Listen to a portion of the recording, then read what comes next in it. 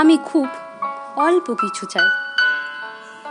আমাকে ভালোবাসতে হবে না, ভালোবাসি বলতে হবে না।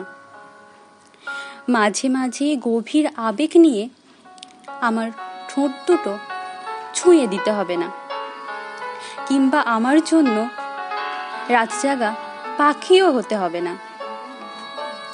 অন্য সবার মতো আমার সাথে রুটিন মেনে দেখা করতে হবে না, কিংবা বিকালবেলায় ফুচকাও খেতে হবে না।